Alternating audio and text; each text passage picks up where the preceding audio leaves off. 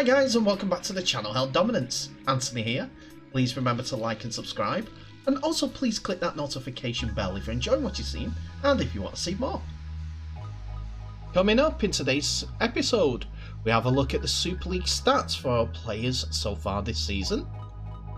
The RFL have issued the people that have fallen foul to disciplinary action, and I bring you the scores, scorers, and some of the highlights from the Premier Sports shown game between Widnes Vikings and Barrow Raiders.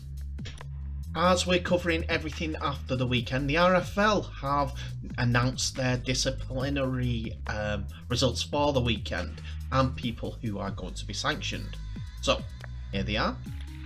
Following the latest round of the Betfred Super League fixtures, the match review panel have issued the following sanctions. Max Jowett, Wakefield, Grade C, other contrary behaviour, 2-match penalty notice. Cameron Smith, Grade B, dangerous contact for the Leeds man, 1 penalty notice. Bruce Leeming, also of Leeds, high tackle, 1 penalty notice. David Fusitua, late hit, no penalty notice. St Helens Conrad Hurrell gets a Grade 1 late hit with a 1 penalty notice, while Matt Davis gets a dangerous tackle Grade B with a 1-match penalty notice. Josh Charnley gets a Grade C strikes and a 2 penalty notice ban, while the following were handed cautions: Joe Batchelor of St Helens for a late hit, and Shane Wright for Salford, another late hit. Josh Charnley was left bemused about the 2-match ban that he was going to receive, as he took to social media and said, "Can someone from the RFL call me and explain why I'm banned for 2 games? Face plant emoji. Well, Josh, I hope you're watching, because I think I can help, because this has been issued on the minutes from the RFL disciplinary meeting. So in their official documents, it's saying that Law 15.1a was the details of the charge for the NFA. Striking, kicking, trips or strikes another player, kicking, making light contact with the opponent, Grade C. So we're wondering what that was all covering, and we found the little bit of footage, thanks to people on social media, that seemed to cover what the RFL were talking about. So here it is. You tell me, what is he being banned for? So as it goes down to the floor, he's seen sort of catching Josh Drinkwater with his right leg. That's what the penalty was given against him for. To me, I think that Josh Charnley has been harshly dealt this ban, as I don't think there's any real intention, unless it's undercover, for him to lash out. I think he's just flailing about so that he can get the referee to shout "get off him" quicker as he hits the ground. If he is aiming for Josh Drinkwater, then it's a great shot. How did he know he went that way? His face was clearly covering a different direction. Anyway, the RFL have said in their minutes that this soft contact was deemed enough as a 2-match ban. So he misses the St Helens game next week. He's not the only one, as it looks like Conrad Hurrell is going to miss out as well, and Matt Davis for Warrington. But you tell me in the comments, did he deserve to get the 2-match ban?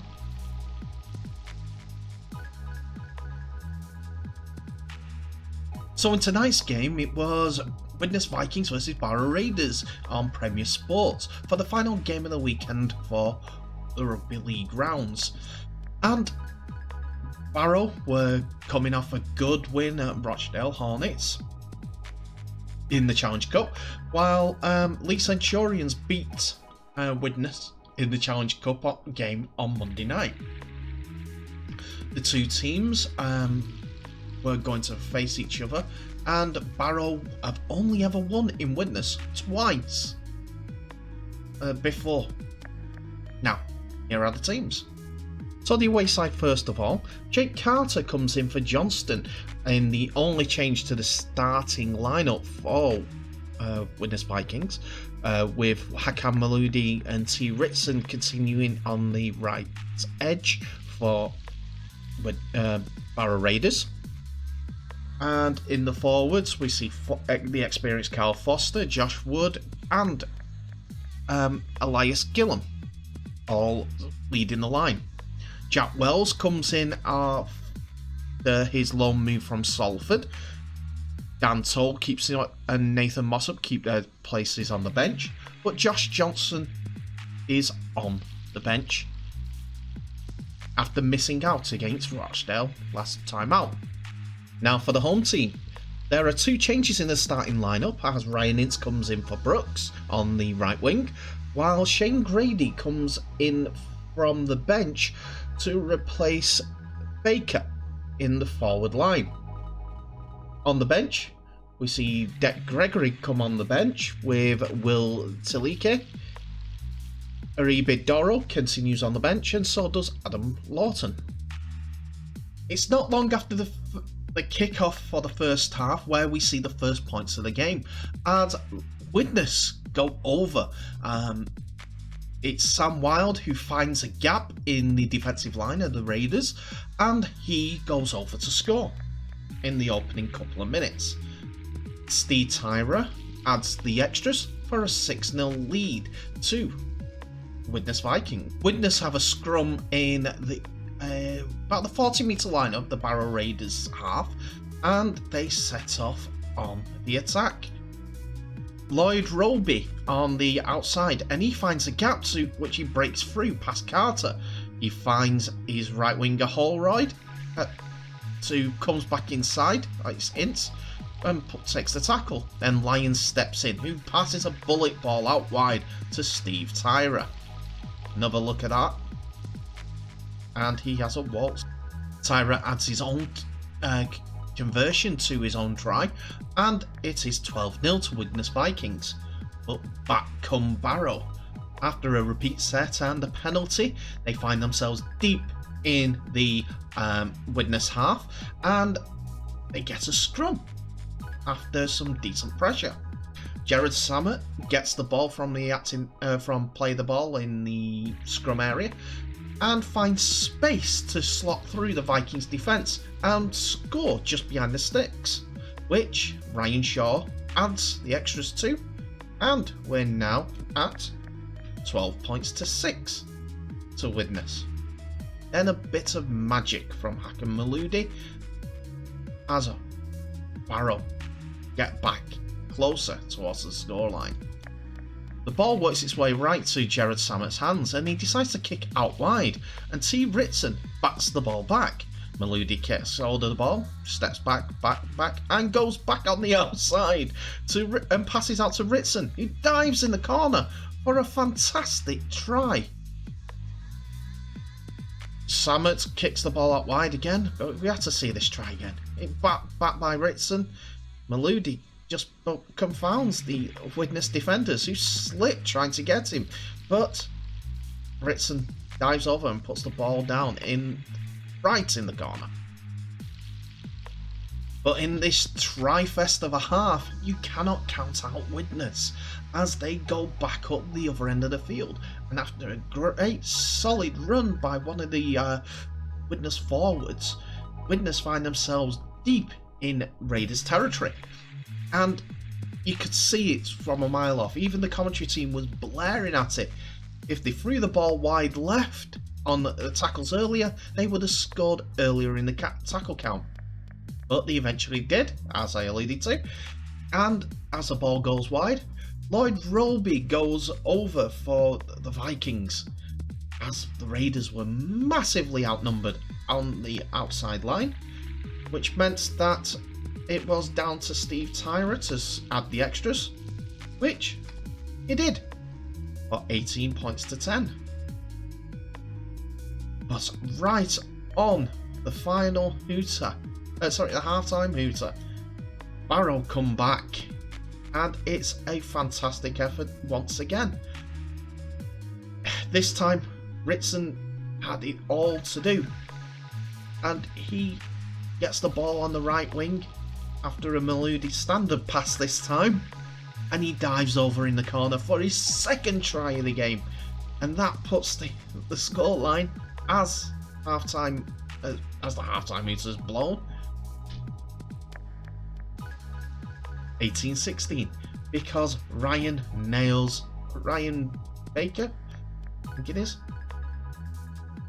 Ryan Shaw nails the kick, and it's an entertaining wow of the first half.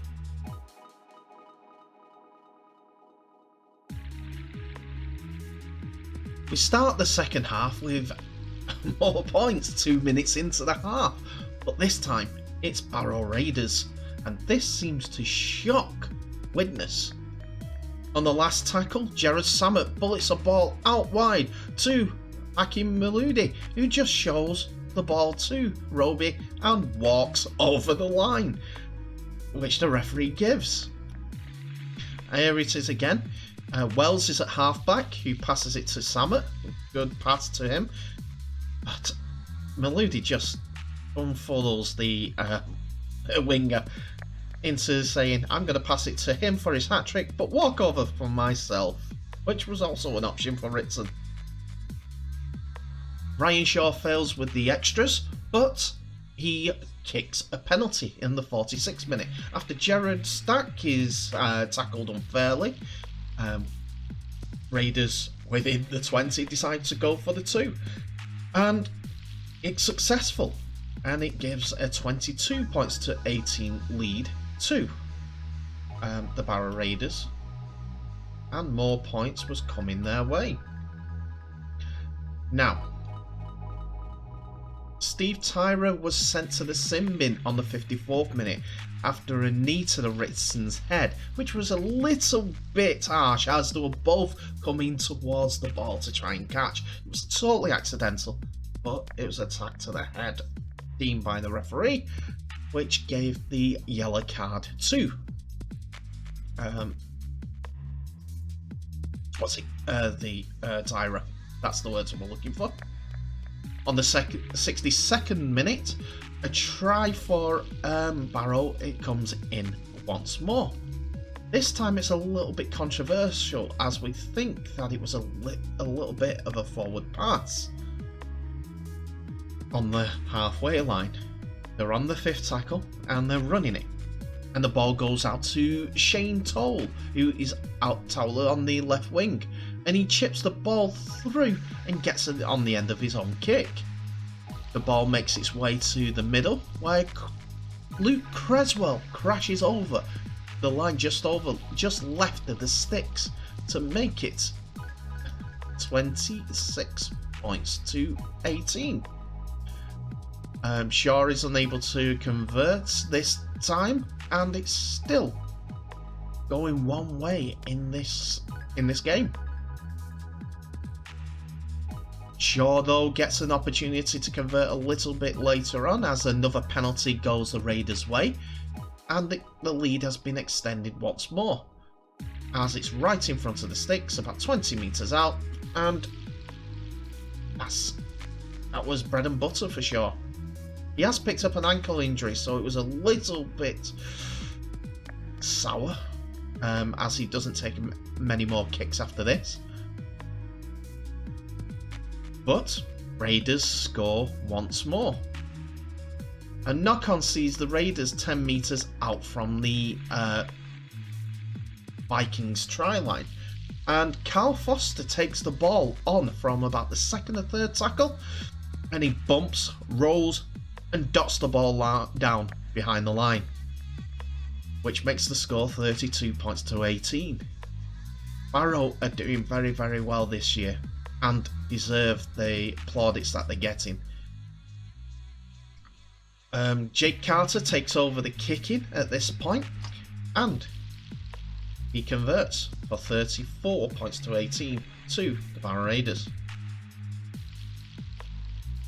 And finally, Widnes start to get some momentum up, as a decent break finds Matty Fozzard a gap which lets him go under the sticks for the try, which Steve Tyrer, after his sin binning, converts for 24 points to 34. And that's how the game ends, as we see Barrow Raiders continue a 100% record at the expense of Widnes Vikings' 100% record for its 34 points to 24 victory. So, I'm going to go through my man of the match, as I'm not give one this weekend. The TV gave Hakim Maloudi the man of the match for his offensive play, but in attack and in defence down in Maloudi's side, this man was my man of the match. He led the team magnificently for the Barrow Raiders, and he directed operations all the way through the game. Didn't see him stop once, and was at the heart of everything good that Barrow Raiders did. My man of the match, Jared Samet. There's no two ways about it. He was the go forward man, and they needed that. Yes, they had the attacking flair and the big forwards, but they needed direction, and he was the general in this operation. Shall we say that? Won't use the Russian word for operation, eh? Special operation. It was Barrow's general tonight. He was the one that kicked for the right hand side for T. Ritson. He saw the gaps opening up. His pass was to Maloudi, who, before he went over for a try, like I said, he covered Maloudi in a few tackling stints. As Maloudi wasn't for tackling, he was for intercepting all the way through the night. But anyway, there's my man of the match, Jared Samet.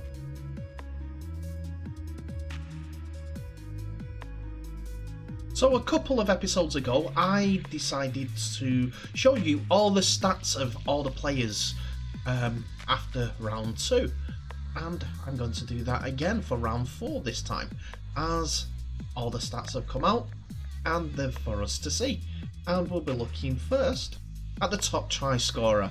Josh Charnley scores 2 a game, so he leads the way with 8.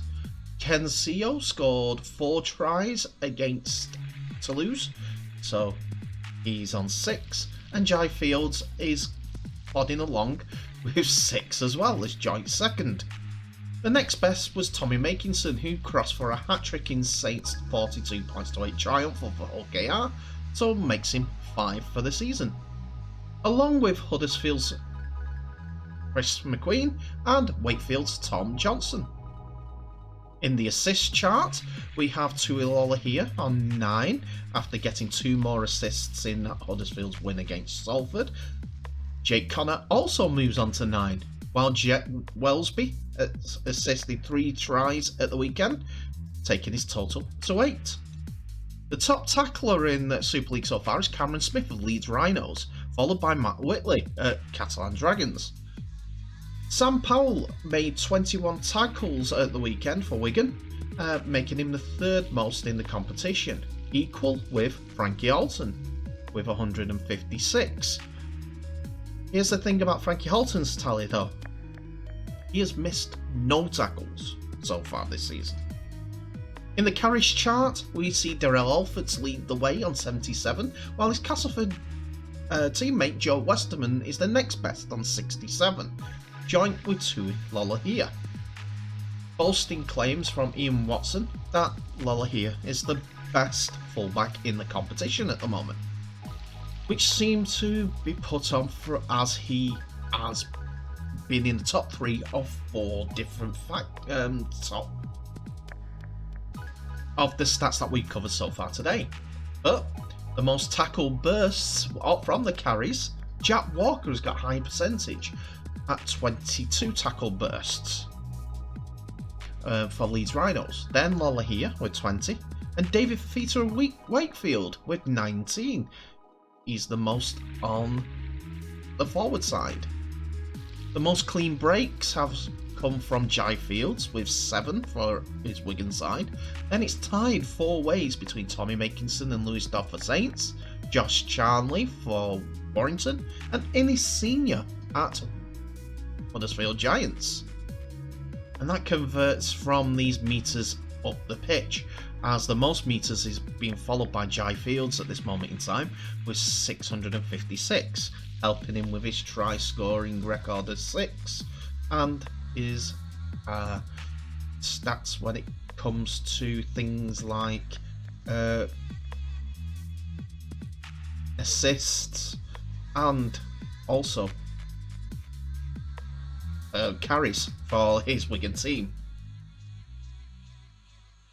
While these are all individual performance details, it is kind of reflective of how the team are doing at this moment in time, where some teams are relying on their wingers too much for carrying the ball and not spreading the load, or all the wingers and the fullbacks are coming in looking for work, doing their jobs, and the rest of the team not doing theirs. You could put it in multiple different ways, to be honest, but we have these results from the weekend. Wakefield Trinity 18, Leeds Rhinos 34, Hull KR 8, Saints 42, Warrington Wolves 18, Catalans Dragons 24, Toulouse 28, Wigan Warriors 29, Huddersfield Giants 34, Salford Red Devils 2, while Castleford Tigers 33, Hull FC 26. What does it look like in the league table, you ask? Well, here we go. Well, St Helens still lead the way with 4 wins from 4, 8 points, and lead on goal score difference from Wigan Warriors, who also have 4 wins from 4, but are behind by 47 points scored.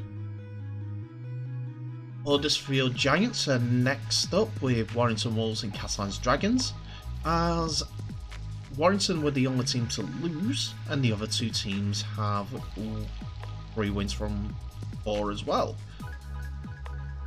Hull FC got their second win got beat by Castleford Tigers, who earned their first win of the season. Salford Red Devils went down to Huddersfield Giants, while Leeds Rhinos got their first win away at Wakefield Trinity. Hull KR were resoundingly beat by St Helens, while Wakefield and Toulouse are yet to get off the mark, despite some valiant efforts from both sides during the season so far.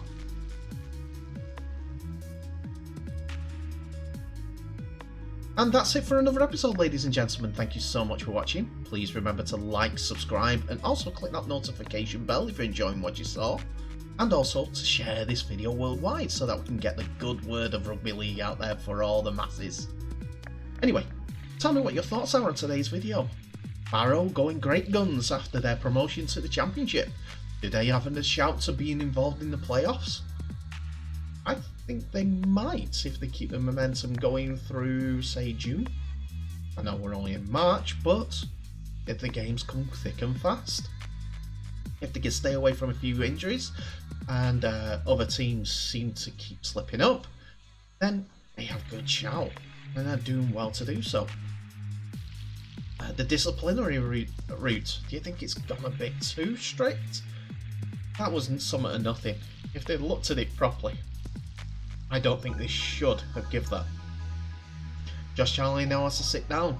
They can appeal it, but there's a risk that it could be 3 matches. Unfortunately, I think the RFL will see that as frivolous. No matter what, he will miss the Saints game. So he won't be adding into his 2-try-a-game route next game. And lastly, some good stats there. Jai Field seems to be on for Man of Steel, if those stats are to believe, but they don't do it like that. They do it for Man of Steel points, Man of the Match, and things like that. It's a daft way to do it, but if you look at the actual stats, then the top 2 will be Tuilor here and Jai Field, with